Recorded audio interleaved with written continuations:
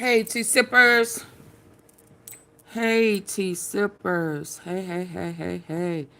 Come on in, come on in. Let's talk about it. Rest in peace, Jesse Jackson. The end of a civil rights era. Come on in, come on in. Thank Al Sharpton. Paid a tribute to him. We gonna had a press conference. We gonna listen to that. We gonna listen for a little bit. Rainbow Correlation. You know, he ran for president. You know, run, Jessie, run. Yeah, we're gonna tap into it for a little bit, pay some homage, and then Auntie Fee may be back a little later, but I gotta get it in. I gotta get it in today. Sorry, I'm late. Yeah, I was on another platform, so sorry I'm late. But without further ado, I rest in peace, Reverend Jesse Jackson Sr. Let's go. We are against racism. Jesse Jackson said he dedicated both heart and soul to the fight for justice. We must put a diploma in one hand, symbolizing knowledge and wisdom, and put a voter registration card in that other hand, symbolizing power and responsibility. Born in 1941 in South Carolina, Jackson grew up under Jim Crow laws. By the time he graduated from college, he was involved in the civil rights movement. In 1965, he joined Dr. Martin Luther King Jr.'s inner circle, taking on a leadership role. He was with Dr. King in Memphis when he was assassinated a few years later. High school graduation. Ordained as a minister, Jackson began Operation Push in Chicago in 1971 and created his political pulpit, pressuring companies to hire more black workers and extend business ties with the African American community. In 1984, he founded the National Rainbow Coalition and launched his first presidential run. The campaign raised his profile, but anti-Jewish comments sparked a scandal that damaged his reputation. After losing a Here we second go with presidential that run, Dr. Martin Luther King Jr.'s inner circle, taking on a leadership role. He was with Dr. King in Memphis when he was assassinated a few years later. High school graduation. Ordained as a minister, Jackson began Operation Push in Chicago in 1971 and created his political pulpit.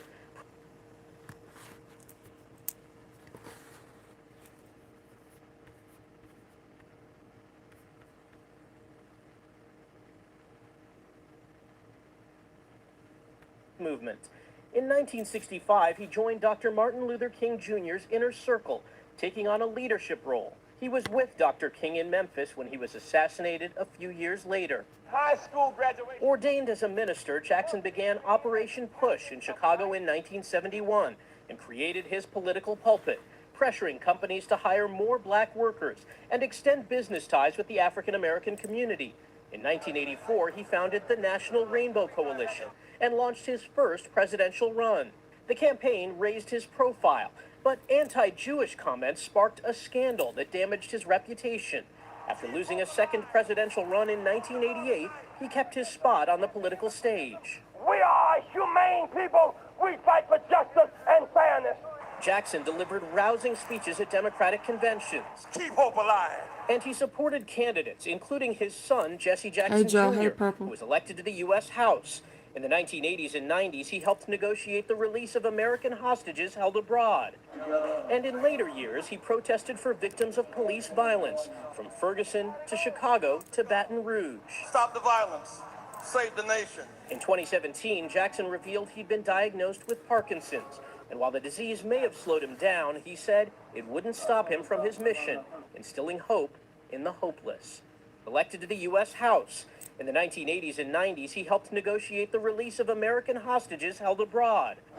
And in later years, he protested for victims of police violence, from Ferguson to Chicago to Baton Rouge. Stop the violence. save the nation. In 2017, Jackson revealed he'd been diagnosed with Parkinson's. And while the disease may have slowed him down, he said it wouldn't stop him from his mission, instilling hope in the hopeless.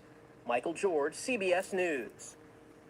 Brian Stevenson joins us now. He's the founder and executive director of the Equal Justice Initiative, a human rights organization. He also knew Reverend Jackson personally. Good morning and welcome. My condolences to you. And first, I just want to get your reaction to the passing of Reverend Jackson this morning.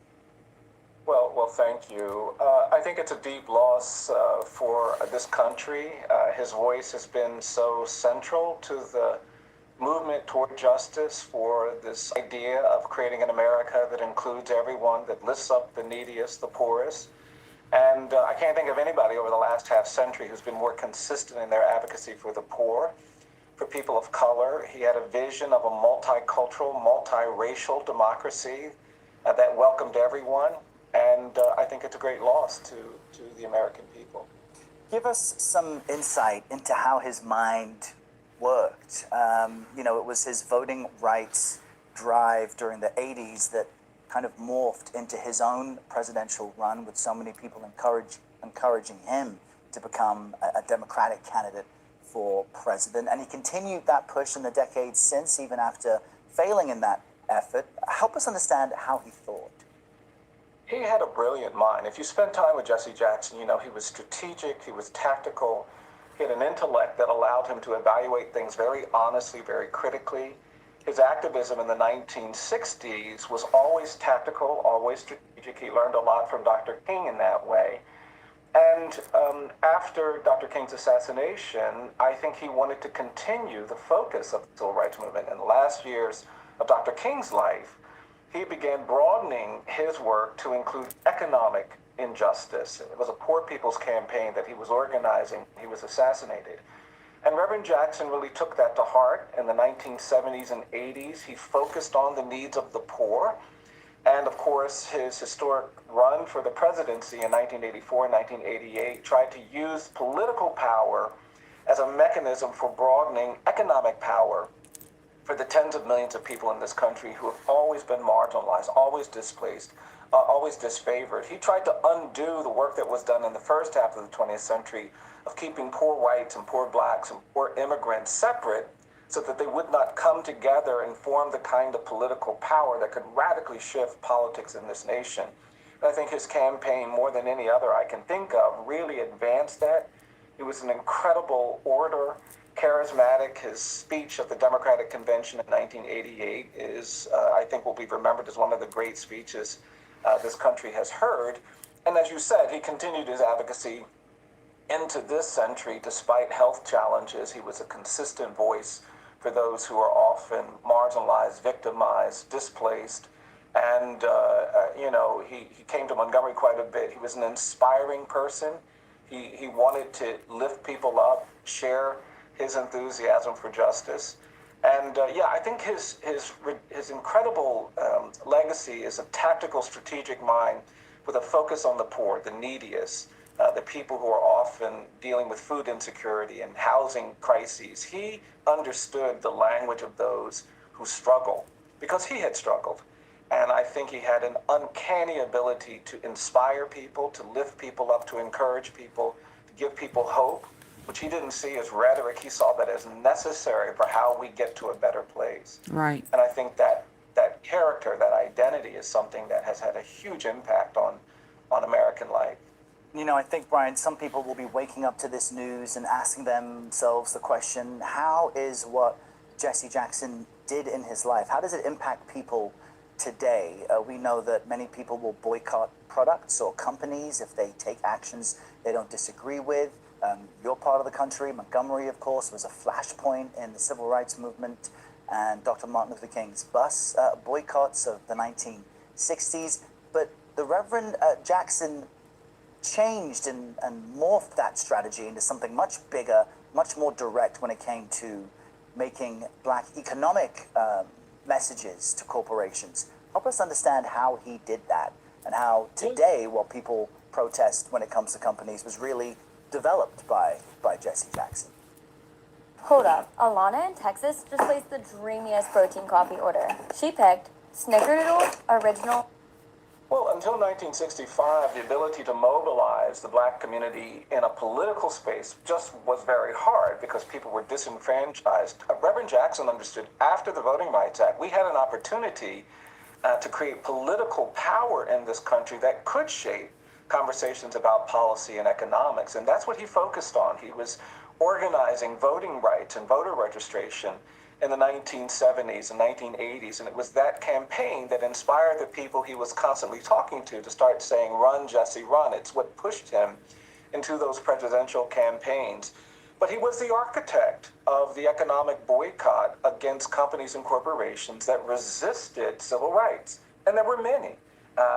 When the Civil Rights Act was passed in 64 and the Voting Rights Act in 65, America didn't just say, okay, we're going to fully embrace this. There was tremendous resistance in political spaces, in corporate spaces, in business spaces, and policy spaces. Reverend Jackson understood that, and so he created strategies to force these companies and businesses to reckon with that are doing things that we think they shouldn't be doing, Russia, China, etc.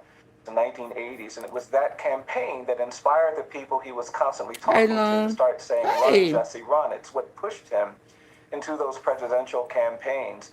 But he was the architect of the economic boycott against companies and corporations that resisted civil rights. And there were many. When the Civil Rights Act was passed in 64 and the Voting Rights Act in 65, America didn't just say, okay, we're going to fully embrace this. There was tremendous resistance in political spaces, in corporate spaces, in business spaces, and policy spaces. Reverend Jackson understood that, and so he created strategies to force these companies and businesses to reckon with the power, the growing power of poor people and black people and immigrants who were coming into this country. And the boycotts and the economic discourse and the negotiations that he orchestrated in the 70s and 80s were critical to making big business in America more responsive to the needs of the poor and people of color. And of course, we see those strategies continuing across the globe. America now, as a nation, uses these strategies to symbolize and signify its displeasure with foreign powers that are doing things that we think they shouldn't be doing, Russia, China, etc. And I think his brilliance at bringing economic forces to advance justice forces, racial justice forces, is another component of his life and legacy that will continue to shape how we think and talk about politics and how we think and talk about power well into the 21st century. And let's speak about the 21st century and his, somewhat complicated relationship with Barack Obama as he became the nation's first black president. I can remember back in 2004, I was covering the Democratic National Convention in Boston. Barack Obama had just delivered that kind of stellar keynote speech. And I remember standing outside, waiting to meet up with my crew and seeing the Reverend Jesse Jackson in a private moment, trying to find his people on the phone. And he was trying to tell them where to find him. And he said, I'm in section B, as in by myself. It was an interesting kind of very Jesse Jackson-esque phrase, even if in his most private moments. But how did he view the ascension of Barack Obama, and how did he lay the groundwork for it? Well, I think he was very excited by the Obama candidacy. I mean, he was clearly committed to the ideas that the Democratic Party was trying to advance. He wanted a multicultural, multiracial America. And he saw that the party is advancing that more than any others, and he wanted anyone who could succeed with that, from Bill Clinton to Barack Obama, to make that move forward. Of course, generational leadership is always challenging, and I think, he came from a time born in Jim Crow segregation where it was a different path, a different pattern. He was doing sit-ins. He was participating in protests as a teenager and a young adult. And that's just a different political tradition than the tradition that others coming along like Barack Obama had to emulate. But I think he was very excited by that candidacy. And, he wanted to inspire more political leadership from all kinds of people. And I think he was very generous about that. He wasn't perfect, and he would be the first to tell you. I think his famous line, "I'm not perfect, God's not finished with me yet," represents his own understanding of how change is often difficult to navigate. But at least in my experience, he was always encouraging, always affirming, always pushing younger people to do what could be done, his own children in politics, people like me. He would come to Montgomery, and even when he was in a wheelchair and had difficulty speaking, if I was giving a talk somewhere, he would sit in the front and he would put his hands up and he would hold a heart. And just to kind of communicate non-verbally that he loved what we were trying to do, loved what we were trying to say. When we put out our literature about lynching, he would take all of these materials and just send them everywhere. His compassion toward others, I think, made it impossible for him to begrudge the success of anyone who was going to voice concerns that helped the poor and the needy. And that's what took him across the globe to help soldiers. He didn't know to get involved in conflicts that weren't his priority, but became his priority when he felt like he could make a difference to help people get their freedom, like those soldiers. And so I think change is always difficult, but I think he was very excited by what we've seen in this century with the Obama campaign. And I think very concerned about what we're seeing now with this retreat from our commitment to civil rights. I think it broke his heart to hear some of the things that we're hearing. This effort at erasure, I know, weighed on him heavily, and he wanted to do more. And he wouldn't stop even when he had to get around in a wheelchair. A towering figure in American political life, more than 6 decades of public service. Brian Stevenson, wonderful to get your insight and your personal take as we react to this news. We appreciate you joining us. Thank you. We want to get you now live to Chicago. You're looking at CBS News Chicago reporter Darius Johnson. He's outside the Rainbow Push Coalition headquarters. This is a human and civil rights organization that Jesse Jackson founded and is still going today. Good morning to you, Darius. This news just breaking in the past just a few hours. What is the reaction there? And tell us about how the coalition continues. Hi there, Errol. Good morning to you. Yes, right now, as you mentioned, we're standing outside the Rainbow Push Coalition, an organization that was founded by the Reverend Jesse Jackson Sr., and an organization that continues to impact and reach out to the community here in Chicago and even far beyond. Still to this day now, while many people know this place as a place that has really represented movement for decades now, it's quickly becoming a place of remembrance and reflection and mourning as many people wake up to learn about this tragic death of the Reverend Jesse Jackson. Now, this world is not just mourning a civil rights leader, but it is marking the loss of a moral voice that continued to push this country to live up to its promise. I just heard you talking to someone there about the impact and the relationship and also the importance and really how he supported former President Barack Obama during his presidential campaign and during his tenure, his 2 terms as president. Just to really speak to where the Rainbow Push Coalition is here in the city of Chicago, the Obama's home is just blocks away from here, walking distance. Minister Louis Farrakhan's home is just blocks away from here, walking distance as well. So it just speaks to exactly all of the power and all the influence that sits right here in this one particular neighborhood here in the city of Chicago, and how the Rainbow Push Coalition has continuously been a bedrock for many African Americans who have really pushed towards success, who have also pushed other Americans to remember that there is hope and to also continue to live up to its promise. It's a great point, Darius, and as you were mentioning that, just looking at reaction from people like the Reverend Al Sharpton, also a well-known figure here in the U.S., he says that Jesse Jackson was a mentor of his. And I just want to read a portion of the Reverend Sharpton's statement. Quote, "He was a consequential and transformative leader who changed this nation and the world." Reverend Al Sharpton goes on to say he shaped public policy and changed laws. He kept the dream alive and taught young children from broken homes like me that we don't have broken spirits.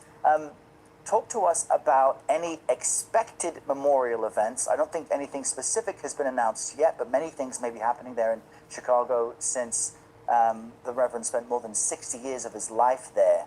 But help us understand how Jesse Jackson left an imprint on the city where you are.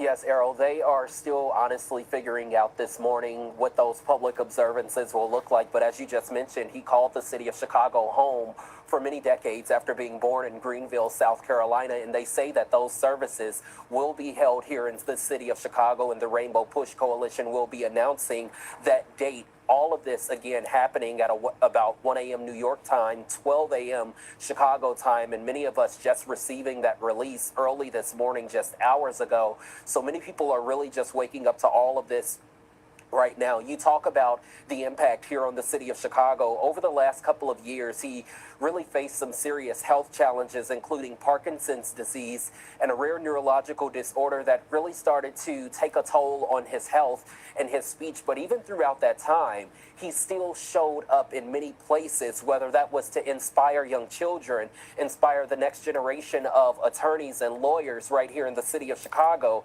and to continue to speak out on injustice while mentoring new leaders and urging the country to continue to move forward. One thing he continuously did until his last breath was continue to instill hope in African Americans and all people across America, not only just here in Chicago. And I think we've seen that just recently. He was at the installation of the Cook County Bar Association here in the city of Chicago. Every year around Christmas, he would join Cardinal Blaise Supich in a memorial service and in a praise and worship ceremony at the Cook County Jail, where he would inspire so many inmates that there is hope. There is life outside of these bars. There's life after incarceration. And those words, those moments really spoke to many. Even growing up here in the city of Chicago myself, I went to high school just blocks away from the Rainbow Push Coalition. During that time, more than a decade ago, he showed up to speak to high school students. Even as big as he is, as big as he was, his importance, he made sure that he continued to mentor young people and also continued to recite those words, his message that was rooted in dignity. I am somebody. I may be poor, but I am somebody. Errol, back to you. Darius Johnson reporting from Chicago outside the Rainbow Push Coalition headquarters. Darius, great to chat with you and have you share your personal insight. Okay, let's hear what Reverend Al Sharpton had to say before we end this. I'm not going to be here very long. I'm going to leave this video about Reverend Jesse Jackson. I'm not going to mix and mingle.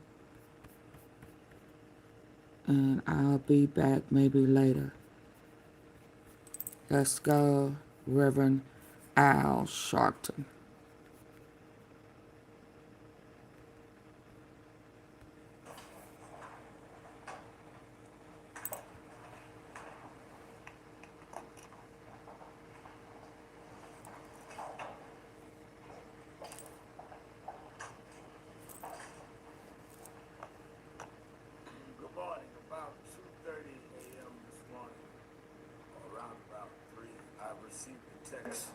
From Jesse Jackson Jr. that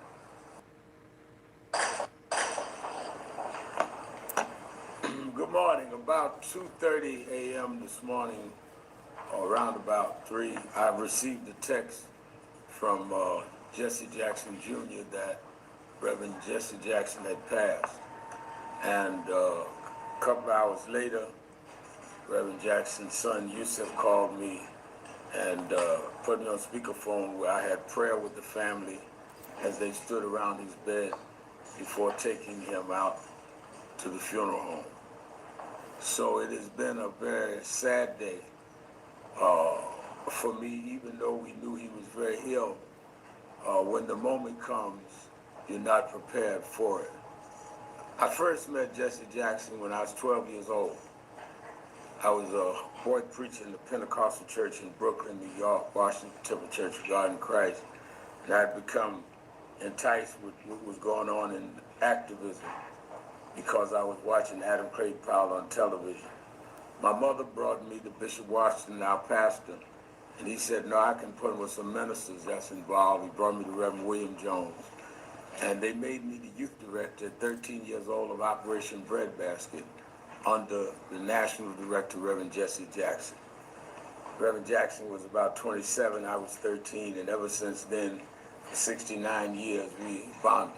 The last time he spoke in New York, he spoke at the House of Justice for us. I can't think of a time that we were not spending time together. Now, he was a hard taskmaster. He would always get on me about, why are you on this issue? You need to be more studied on this.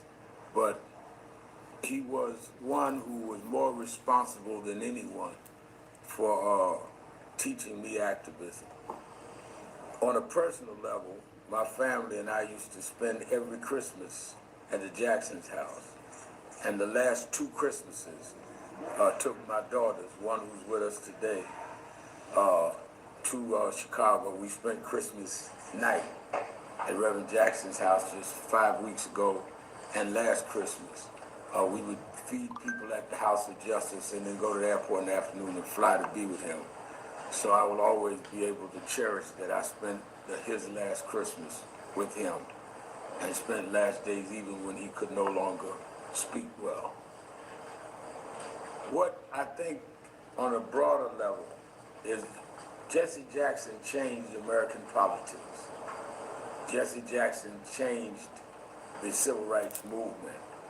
He was a consequential and transformative figure. And he changed New York politics. Let me go in that order. One, it was when Dr. King died, was killed in '68. He was talking to Jesse Jackson and Ben Branch over the rail at the Lorraine Motel in Memphis.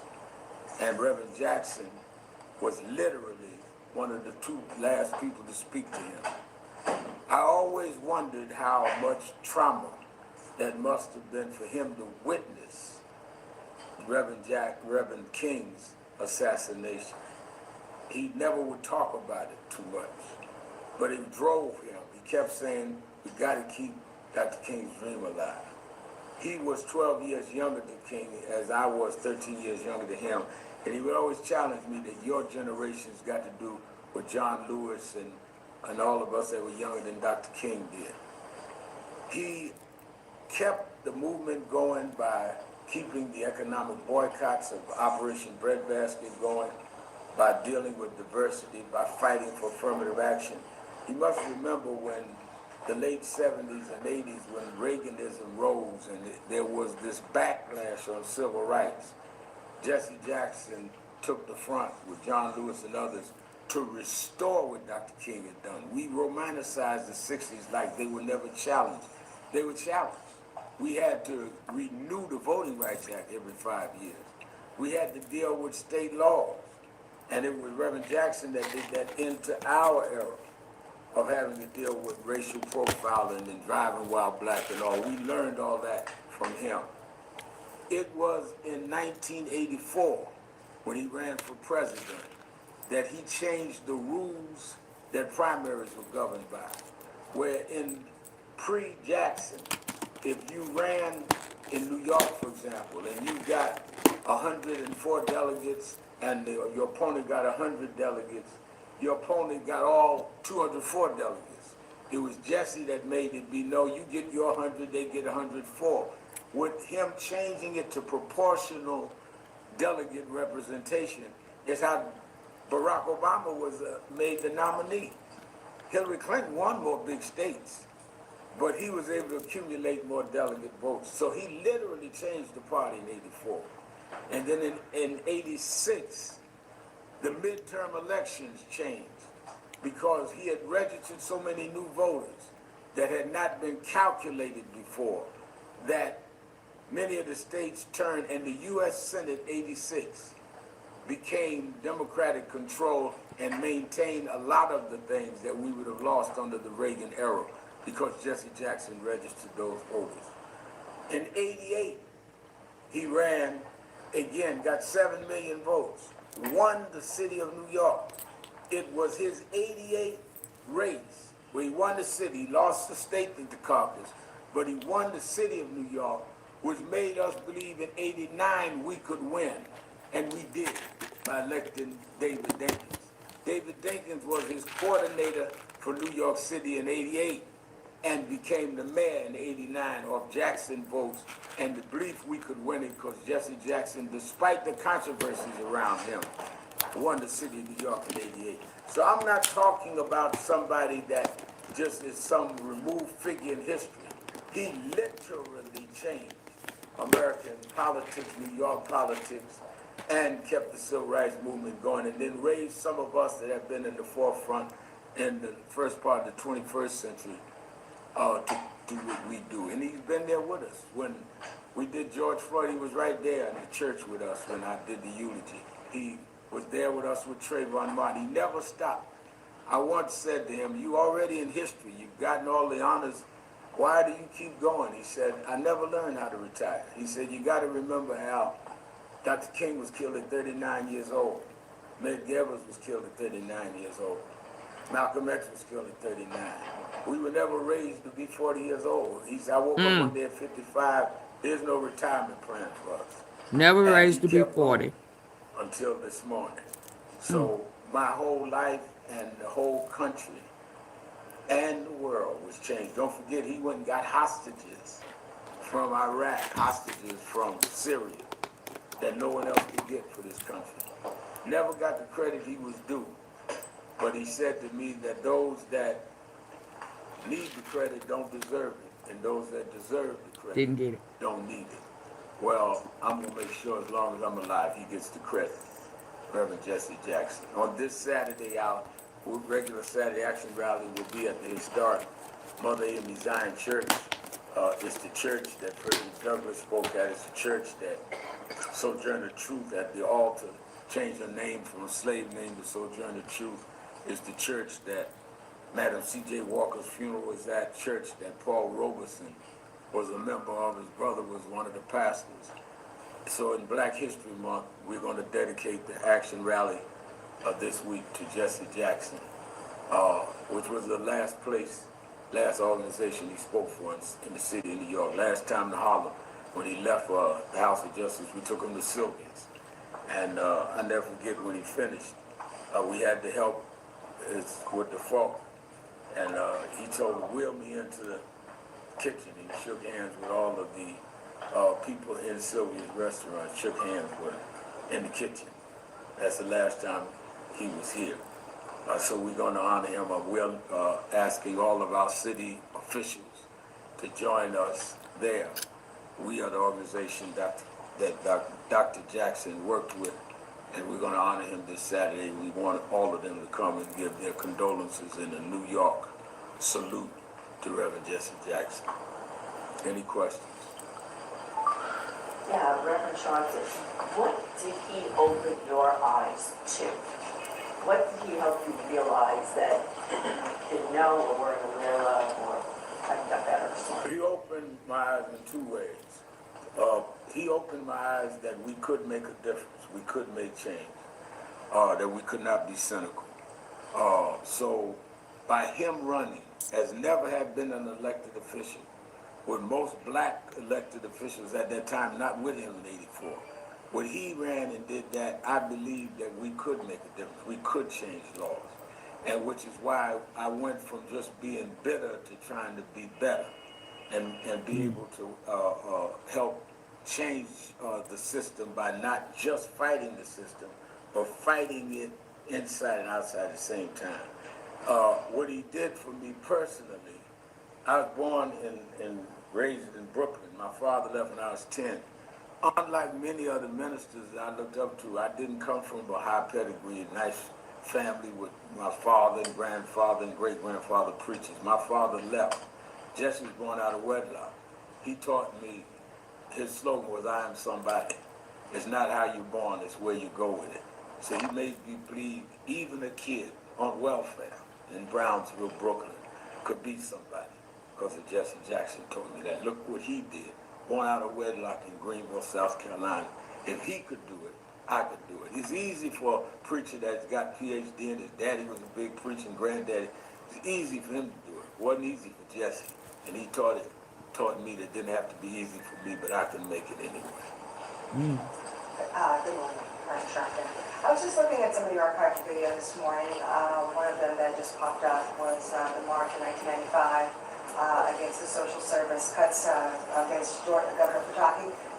What do you remember? Take us back to that day and what you remember about how powerful that day was with Reverend Jackson.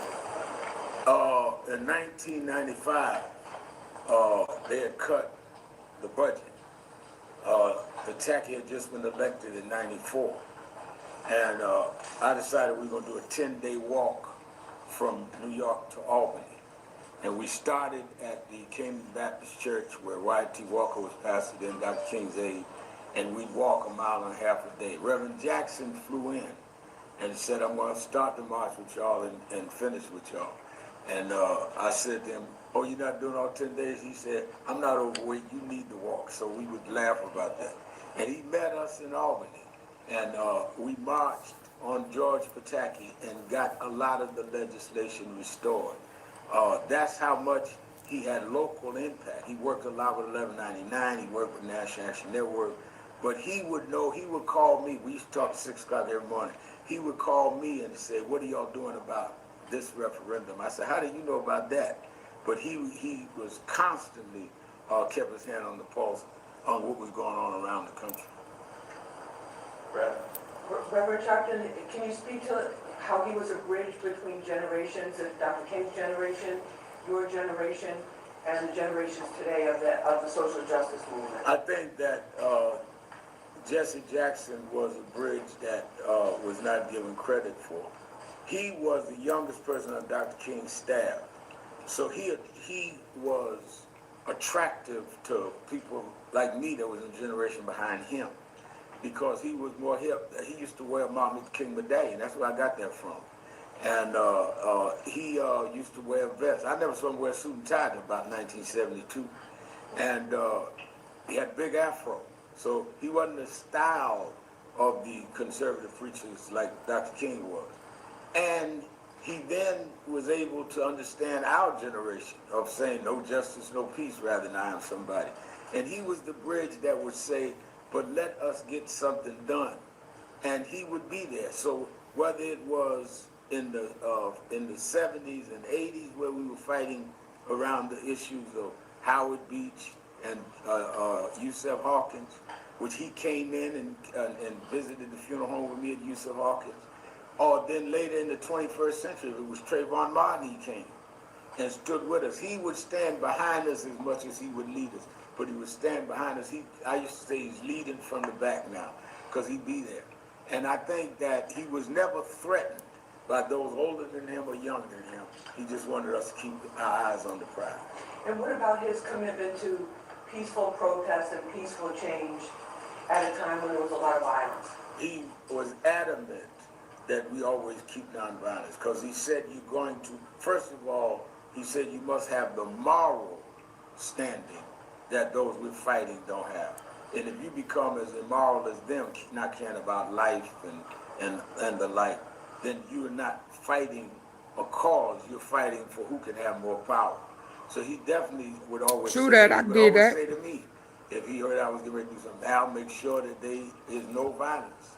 Make sure that you don't step outside of Dr. King's principles. And I think he also would always reprimand us about language. Not only violence in terms of physical, but your language must communicate justice, not revenge. He was very, very hard on me about that. Reverend Warren, what would you say to those media, elected officials, others who are efforting to refine Jesse Jackson's legacy in depth by criticism, controversies that he had during his life, as opposed to the lifetime of accomplishments that you talked about briefly? I think that there will be those that will raise the controversies, and they will raise some of the things that they would consider negative. But Reverend Jackson had a saying that he used to tell me that became something I lived by. He said, turn your scars into stars. And they can raise the controversy, but the fact that they've got to raise them at all means that he made his point. He made a fact. Nobody thought a kid born out of wedlock on Haney Street in South Carolina would be where he was. So sometime when you're climbing up steep mountains, you might slip and skid your knee. But the story is he climbed that mountain. Hi, good morning. Thank you for having us. I wanted to ask if there was anything from the Reverend's legacy you hope the new generation in the Democratic Party, the civil rights movement, heed going forward. I think that what I would hope that he is that we continue to protect the right to vote, that we protect the Voting Rights Act, and that we protect the economic movements of not having an imbalance where the super rich get richer at the expense of the poor, and that we remain rainbow, multicultural, that we fight for immigration rights and civil rights, that we deal with policing and deal with vice. And I think that he represented that. We cannot take the rainbow out of the movement. We cannot take the nonviolence out, but we must protect the right to vote. Everything Dr. King and Reverend Jackson stood for is at risk right now. Right. Supreme Court is weighing right now Section 2 of the Voting Rights Act. Right now, we're seeing what's going on with ICE and deportation. So we have the challenge not to mourn Jesse Jackson, but we need to use our mournings, which is what we're going to do Saturday, to say there must be a movement. He would not want us to have sanctimonious mournings if we weren't going to get up and do the work. Reverend Sharpton, so many speeches over the years, so many important quotes. Which one is the most significant to you, or the most personal in terms of what you remember? I think that his 84 Democratic Convention speech, "Our Time Has Come," was a classic because it gave us hope. I think that when he came back in '88, "Keep Hope Alive" was a classic. There's so many, but Reverend Jackson had, the last time he was at, time for that, when he was at the House of Justice, he had a book of sermons, and that he had come out with. And that's when I knew he was stumbling and had Parkinson's. And I asked him to sign the book to me. He could only do the first J. And I keep that book at home, a book of all his sermons. But he couldn't even sign his name, but he still came to Harlem to do what he could do.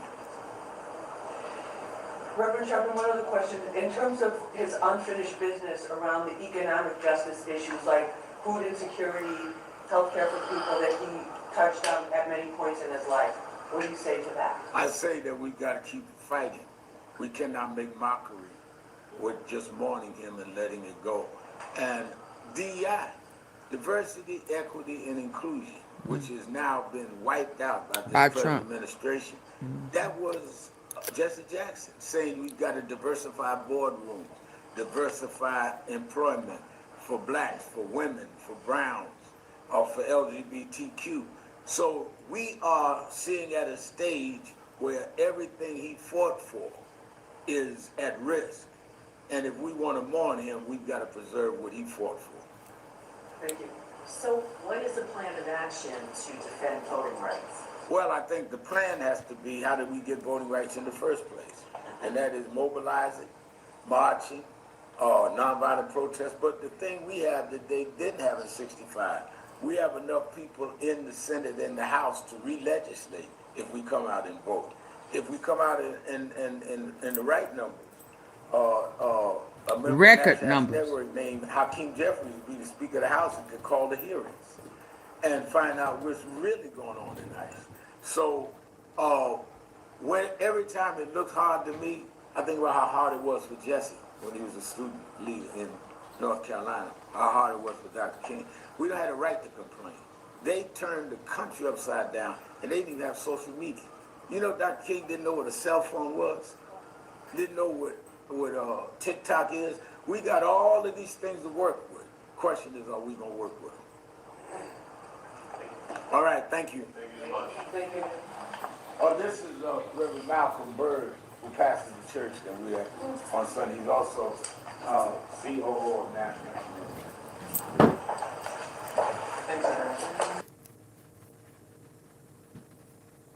Reverend Jackson's son Yusuf called me Okay, y'all. and put me on. Hold on. Let me see if anything more recent.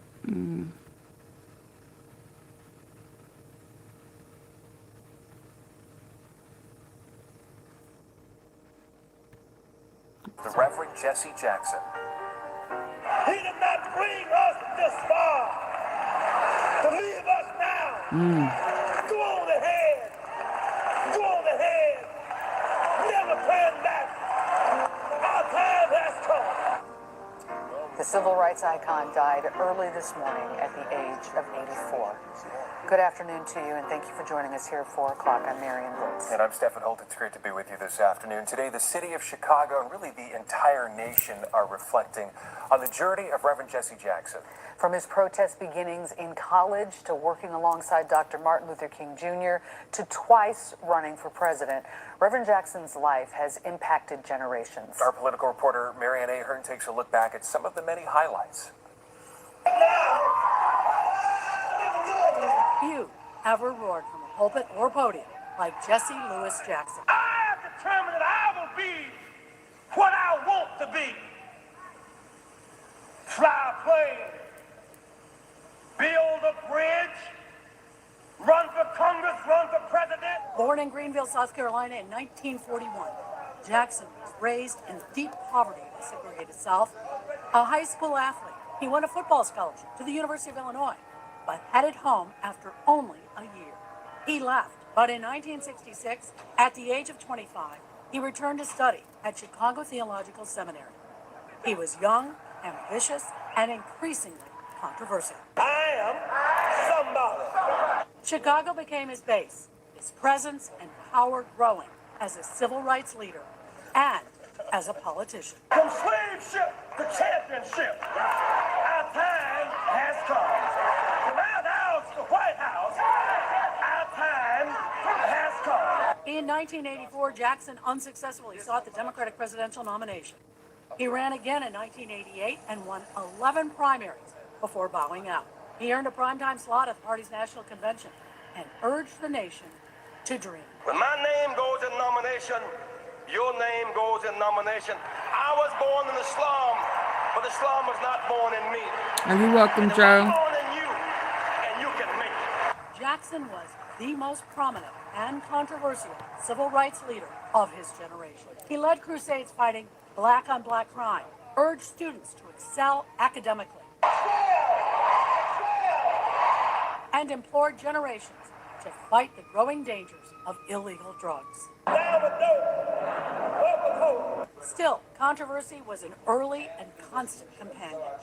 He was in Memphis in 1968 when Dr. Martin Luther King Jr. was assassinated. The morning after, Jackson appeared on television in a shirt he said was covered in King's blood, raising questions, according to author Barbara Reynolds. No one knows where he got the blood because he didn't come near Dr. King. There was blood on me because he was bleeding profusely. He had been shot in the neck. What we have seen is the invention of a Negro leader or black leader. First, Operation Breadbasket, then Operation Push became his platform. He helped oust Mayor Richard J. Daley and his allies from the 1972 Democratic National Convention. He battled Mayor Jane Byrne over minority participation over what was to become Chicago Fest. Chicago was his home, but the world was his stage. Fighting apartheid in South Africa, supporting Palestinian rights, and in 1984, securing the release of a downed American pilot in Syrian-held territory in Lebanon. The remarkable life of Jessie Louis Jackson began as the son of an unwed teenage mother with little prospects for a life of achievements, but blessed with intellect and a gift of oratory. I can be what I want to be because there's a me that makes me me. And the ability to seize the moment in both controversy and conviction. Jackson's name will long be remembered. And in a statement that may best sum up his life's journey, the Reverend Jessie Jackson said this: "Those of us who dare to be change agents, who lead by molding opinion and not following opinion polls, always rob the edges of our society." What a life, what a legacy. No question, he will not be forgotten. Jackson's son, Jessie Jr., has a radio talk show, and he didn't miss it today, despite his father's death. And incredible, he shared some of those final moments with his dad today, hearing his last breath. And about 12:35 this morning, I heard a gasp. And it was a deep and a long gasp. So I went over to check on him, and I didn't sense any movement. And I said, something's wrong. I then went over to wake up my mother, and I said, Mom, wake up. Something's not right here. She looked at him very carefully, and she said, it's happened. Dad's gone. And we all began crying and praying and trying to hold the pieces of our family together, and everyone was breaking down, and I couldn't believe it. And then it begins to set in that Jesse Jackson belongs to the ages. Remarkable that he was composed enough to share that, and so grateful that those moments, so personal. Marianne Ahern joining us now, of course, has been speaking to people close to Reverend Jackson all day today. He has, and you know, you've certainly covered Jackson over the years. Those Saturday Operation Push meetings, a lot of people likened them to church. Reporters didn't want to miss anything because they knew that news was going to be made there. Right, it was a must. It was a must go to, absolutely. We knew that whether it was an upcoming election, Reverend Jackson was going to weigh in no matter the topic. You might say it was the laboratory for activism. Whatever that issue might be, the war in Iraq, an opening on the Supreme Court, a concern over clean water in Flint, Michigan. Operation Push was where you would get Reverend Jackson's take, and the elected leaders knew he was going to hold them accountable. You talked about Jane Byrne in that story a little bit earlier, all those roles in Chicago politics. Big role on the national stage as well. I mean, Reverend Jackson had a tremendous impact on how the Democratic Party nominates its candidates. Could you talk a little bit more about that, how he was able to make that change? One of his legacies for sure will be this. His presidential campaigns, they were groundbreaking. In 1984, Jackson received 18% of the vote. Finishing third in 1988, he received even more votes, 29%. He forced the Democratic Party to change how the nominee was chosen and reduce the power of those winner-take-all primaries. We spoke today to Delmarie Cobb. She had been his national press secretary for that 1988 campaign. One of the major rules that he changed was that instead of delegates going all to one person in a state, it then became proportionality. So each candidate got a proportion of their delegates based on the vote. And that made the way for Barack Obama to become the president in 2008. He was the bridge from Martin Luther King to Barack Obama. Absolutely. There would be no Barack Obama had there not been a Jesse Jackson, because Jesse Jackson knew how to use his leverage in strategic ways. Finally, if you ever heard Reverend Jackson speak, it wasn't just those one-liners, and they did. You heard them, of course. But what caught your attention also was he knew how to speak quietly. He would make the crowd really listen to him by the way that he spoke.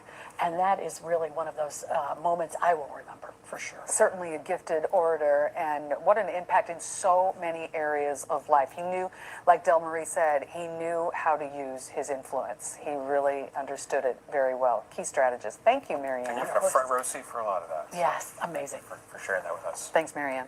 Well, of course, there are countless of tributes out there from political figures. They're just pouring in right now. Here's a few of the notables. Former President Barack Obama and First Lady Michelle Obama said in part, Michelle got her first glimpse of political organizing at the Jackson's kitchen table when she was a teenager. This is an aside. This is not part of the quote. She was best friends with Santita Jackson, Jesse Jackson's daughter.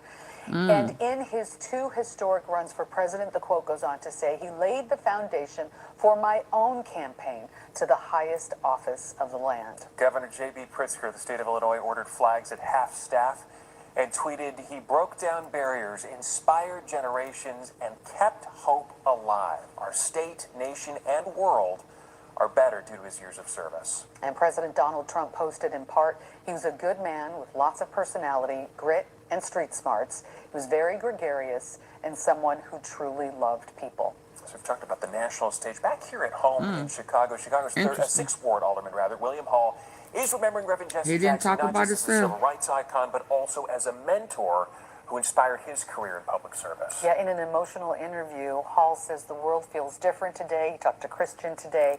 But Reverend Jackson's mission to serve the least and the left out must continue. Christian, I know he was very emotional. Christian joins us now with more on his powerful reflections. You could tell he was quite emotional. Yeah, he was emotional on the morning show this morning, very emotional with us. He worked as a national field director and also Reverend Jackson's